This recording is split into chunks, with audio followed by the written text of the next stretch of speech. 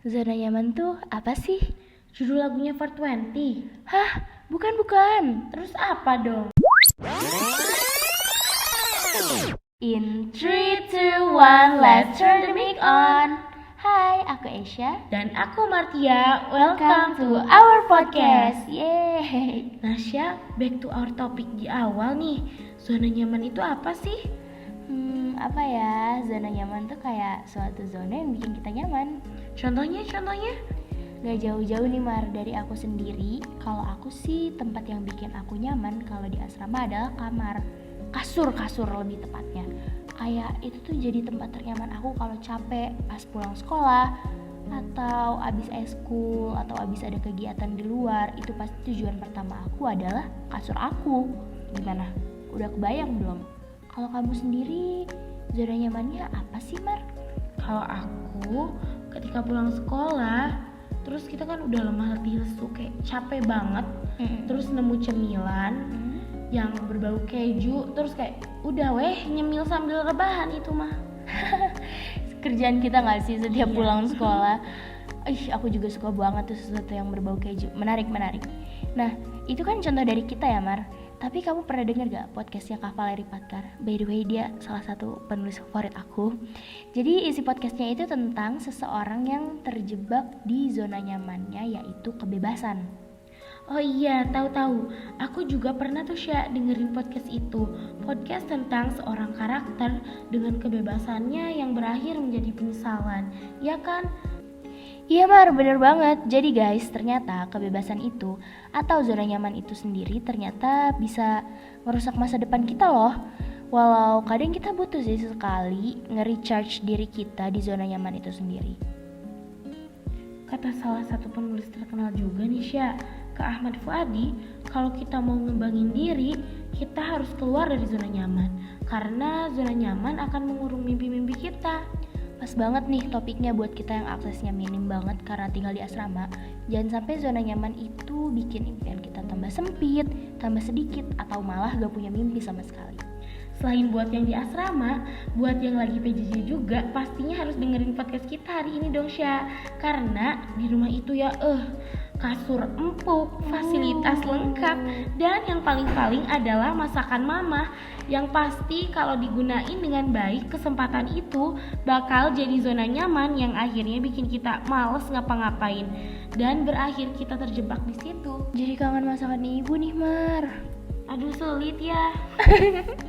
Dari tadi kita bahas tentang akibat dari zona nyaman mulu nih. Kalau ada suatu masalah, pasti ada dong cara ngatasinnya. Pastinya dari aku sendiri, cara aku buat keluar dari zona nyaman itu adalah time management. Setuju, aku tambahin ya. Selain manage waktu, kita juga bisa nih tulis goals kita, mimpi-mimpi kita, biar kita tuh semangat buat bergerak, buat ngejar itu semua. Karena berkarya itu harus dengan aksi, iya gak sih? Menciptakan sesuatu itu harus dengan aksi. Mewujudkan mimpi-mimpi kita itu harus ada aksinya. Dan salah satu aksinya belajar juga, iya gak? Iya, karena orang yang berbakat itu bakal kalah sama orang yang mau belajar. Pokoknya yang penting kita tuh ada kemauan gitu untuk memulai sesuatu buat ngehasilin karya. Nah, berarti kalau misalnya kita punya kemauan, kita bisa dong ya belajar dari mana aja dan dengan siapa aja. Dan kita tuh gak boleh ya Mar, ngeremehin diri kita atau membandingkan diri kita. Karena gak ada tuh yang mustahil bagi Allah. Gak ada tuh cita-cita yang tinggi banget menurut Allah, iya gak Mar? Iya dong. Terus pokoknya yang diciptain dari hati kita itu bakal akan sampai ke hati juga. Ya berarti kayak niat yang baik akan menghasilkan sesuatu yang baik, dan sesuatu yang baik itu juga pasti bakal bermanfaat bagi orang lain, ya kan? Iya dong. Nah, kalau misalnya udah banyak karya nih, kayaknya enak ya Mar keliling dunia kayak orang-orang yang udah sukses di luar sana, ya nggak sih? Dong. Dengan gampangnya mereka keliling dunia, nggak dengan gampang sih, pasti juga ada usaha di balik itu semua. Tapi karena mereka mau berjuang, jadinya kelihatannya kayak wah keren banget bisa keliling dunia dengan karyanya. Iya dong. Terus kita tuh kalau mencari ilmu tuh bisa di mana aja, lewat siapa aja. Jadi pokoknya jangan jadiin patokan Pokoknya jangan ngelihat kelebihan orang tuh jadi bikin kita insecure. Malahan harusnya kita jadiin itu motivasi buat kita bergerak lagi, berjuang lagi, berusaha lagi. Pas banget, insecure gitu banyak banget gak sih? Saking saking ramenya kata insecure itu jadinya bikin orang-orang sekarang apa-apa, aku insecure, aku takut. Ya gak sih? Iya dong. Nah, maka dari itu kita tuh harus pertajam alasan, karena sebaik-baiknya alasan tentunya harus ada kemanfaatan di balik itu, ya kan? Iya dong. Ganti iri kita jadi doa, ya kan? Iri sama orang-orang yang Masya Allah keren banget. Terus kita juga bisa jadiin diri kita itu temen. Jadi kita Gimana tuh? Jadi jadilah teman gitu untuk diri kita sendiri. Kayak gini ya sih, kayak kita harus lebih kenal diri kita sendiri. Terus Buat jadi orang yang buat kalau misalnya kita mau nge-explore dunia luar, mau nge-explore mimpi-mimpi kita, ya kita juga harus kenal sama diri kita sendiri, ya kan? ya betul banget. Biasanya kalau kayak gini suka ada struggle gak sih? Salah satu struggle itu biasanya haters yang omongannya kurang enak.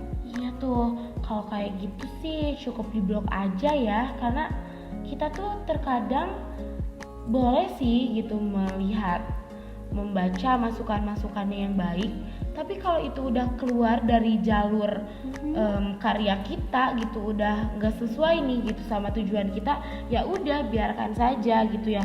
Tapi kita juga harus tetap memperbaiki diri kita untuk jadi versi yang lebih baik lagi. Ya, berarti kita harus mencerna omongan-omongan yang nggak enak didengar itu buat jadi motivasi diri kita juga buat jadi lebih baik, ya kan? Iya dong. Nah, aku dapat quotes nih dari Kak Ahmad Fuadi, katanya gini, bermimpilah setinggi-tingginya karena tidak ada yang tidak mungkin bagi Allah.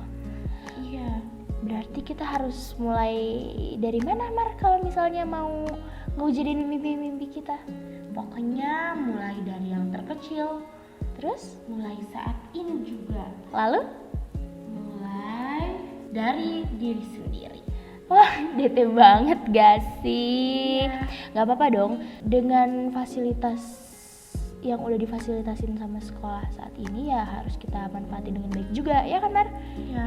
Harus kita terapin juga di diri kita, apalagi sesuatu yang baik. Kita harus hayati Hadapi Dan dan nikmati. Aku tambahin ya, Sya. Dan orang yang paling mulia itu adalah orang yang paling bisa menebarkan manfaat untuk orang lain. Mar, by the way, kayaknya durasi kita udah habis deh. Iya, kayaknya kapan-kapan kita sambung lagi. Sekian dari kami. Wassalamualaikum warahmatullahi wabarakatuh. Dadah calon pemimpin dunia. Dadah calon novelis terkenal. Semangat ya.